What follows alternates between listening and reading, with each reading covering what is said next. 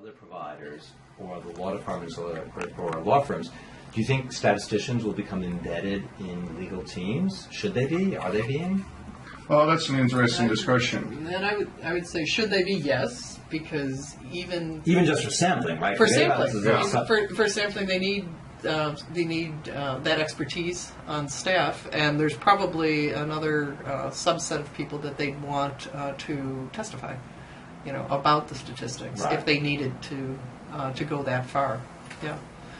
But as they're setting up their review and their review parameters, as they're setting up their collection, their scope, all of that, they're going to want to have their samples very well grounded, and by somebody who can generate the documentation that is, let's just say it's a little bit more basic than the conversation that you two have been having, which is graduate level mathematics, which is fascinating. But when you go to state court, you probably don't want to bring that argument in. I mean, you just need the testimony, right? Because Yeah, exactly. I've long thought that we need more statistical analysis in law generally, Yeah. especially for discovery, but even that there's opportunities for preventive law. I mean, do you see, for example, could ZyLAB tools be used to try? I mean, you're saying you can find privacy problems, other problems. So I see the opportunity for lawyers to be using these tools for preventive law. Yes. But they seem to be so busy reacting. That's right. Yeah. But and also, organizations do not always want to spend money to be proactive. Right. It's unfortunate, but that's the reality. But what we see happening now is that now that corporations and government agencies and government organizations take control over their e-discovery data, and they train these people to become, e-discovery data experts and data processing experts. There's really no reason for them not to start thinking to be a little bit more proactive. And again, it starts, the first next logical step is defensible disposition, legacy data cleanup. And the second logical step is more proactive data risk assessment. So let's put our forecasting hats on, and I've been surprised at how long, and I just will say the words once, the predictive coding discussion has been going on. And if we think out 5 years, I'll assume will have been resolved. Do you have any sense of what the issue will be in 5 years that we are thinking about in terms of discovery and information governance? You seem like you're a futurist, so that's why I'm asking you. Oh, he's way out there. Yep.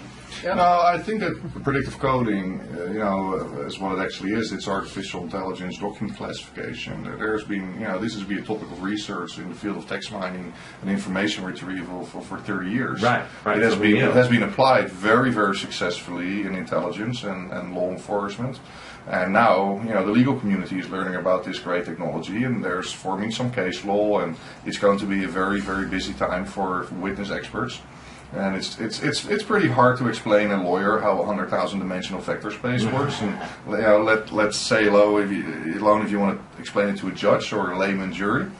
But machine learning is going to be very important.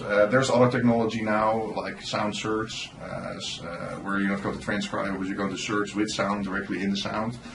Video search, picture search. We're going to get more and more data which is going to be non-textual, like this video. Right. There's no closed caption. This is going to be on the internet. So it's a very interesting piece of material. Maybe in 10 years from now, this is subject to discovery. Right. So how do you collect it from wherever it is then? How do you deduplicate it? Right. How do you determine what was said in that video? What's the topic? If you can search it, lawyers have to watch the video. The whole video from beginning to the end for their hourly rate. I hope we're entertaining enough that they'd want to.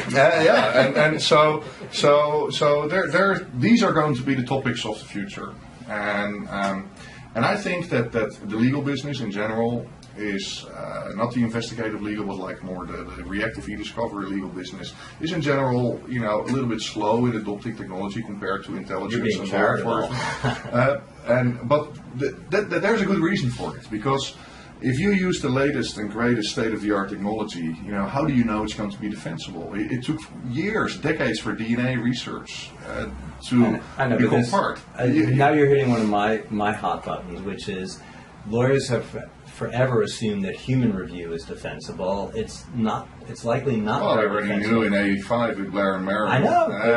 That This is the seminal study that showed that Yeah. keywords have Yeah. limitations, and for those of us who've been in the trenches, managing document reviews, doing some simple QC, you understand humans make errors, and one of Yeah. my concerns is that lawyers fear the 100,000 vector space analysis. Well, rightfully so, it's hard to understand, but they make incorrect assumptions that, well, if I have humans do this, Yeah. they're doing it correctly. But if you That's know, not true. the very interesting thing about technology in the legal space is that it has to be defensible. So it has to be very clear how it works, and if somebody does not understand the technology or the algorithms, I don't understand how DNA, how that works. Well, I cannot do a DNA match myself. But I do know that if there's a framework, there's a methodology, there's a best practice, there are templates, there's a statistical model, that there is a certain probability that this is right.